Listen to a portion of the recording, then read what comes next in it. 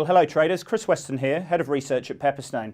And today I really want to focus on the gold market because it's been such a hot topic, not just amongst our clients where we've seen a real increase in flow, but most of that flow has been very positive indeed. There's been a strong view that there's still a lot of appreciation left in gold over a medium and longer term period. But also along the more broader market where we've seen the level of holdings of gold in ETF funds really increasing quite markedly over the last few months as well. And that's shown you there's been this real positive sentiment drive towards gold as a protection vehicle, as this kind of hedge against economic downturn. And really what we've been seeing is this very, very strong move up. And that, we saw a significant bottom coming in the gold price, priced in US dollar terms around 1160 in August. And as we sort of meandered into November, we suddenly saw this new leg up. But the positive situation in that is that the move up we saw in gold, really from 1196 up to 1326 in US dollar terms, was also corresponding with a strong move up in gold in pretty much every currency term that we'd been seeing, even some of the emerging market currencies, which have been really, really strong.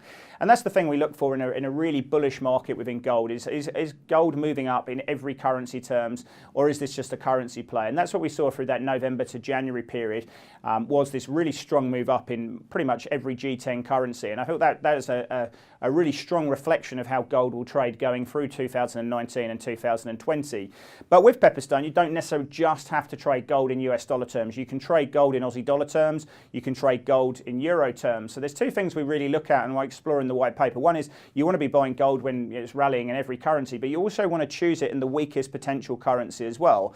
And if we have a look at the moves that we've been seeing in the Australian dollar of late, we've seen a lot of client flow, people looking to buy gold in Aussie dollar terms, and we sit in the camp that there is still continued fragility in the Australian economy, and the level of rate cuts that are priced into the swaps curve is something that will probably come to fruition at some stage, and there's still significant downside in the Australian dollars. So being able to express a view in gold, not just in US dollar terms, but also in euro terms and Australian dollar terms, is something we're looking at very closely as well. But the fact is, there's been some very strong moves, and I think that's a precursor of what we're going to see for the remainder of the year. So we look at gold, and this is something I explore in the white paper, as an alternative currency. In the US, we're starting to see signs that the US dollar is starting to look a bit more attractive. But ultimately, as we go through the year, I think the US dollar is going to be dictated to by what happens within the Fed's balance sheet and the levels of excess reserves. We can see a very strong correlation between the level of excess reserves in the banking system and also the US dollar. And I think there'll be a situation where those excess reserves, or the downturn in excess reserves, will abate, and that will have some downside to the US dollar. We don't necessarily want to be long the euro because we're seeing a technical recession in Italy. There's potential for a recession in Germany. I think they'll probably just avoid that situation. But we've got this period of very, very low growth in Europe, and there's the opportunity in the March meeting to see a new targeted long-term refinancing operations where the banking sector will get cheap liquidity, which in a theory will be a euro negative.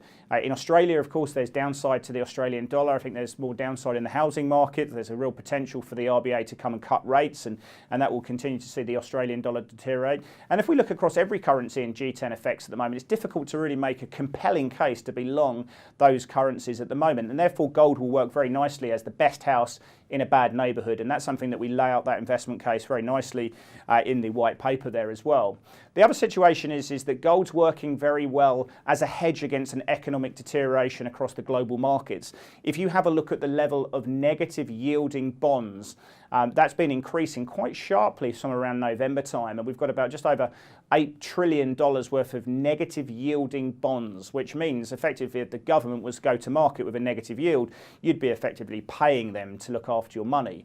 You would be paying them to borrow money effectively, which I think is quite an interesting dynamic. But of course you buy those bonds to try and make a capital return, and those negative yields can continue to go lower.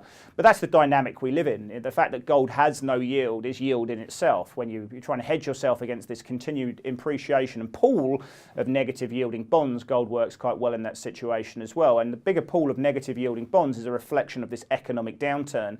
So gold's working well as an alternative currency. It's working well as against a hedge in your portfolio against an economic downturn. And if that continues going forwards and this recession word continues to get banded around, and as we lay out in the white paper, then gold's really got some good upside going forward. So we invite you to have a look at the white paper, have a look at the investment case that we lay out, and of course if you have any issues or have any questions around that, get in touch with our support staff and our sales guys. Be more than happy to go through the dynamics with you.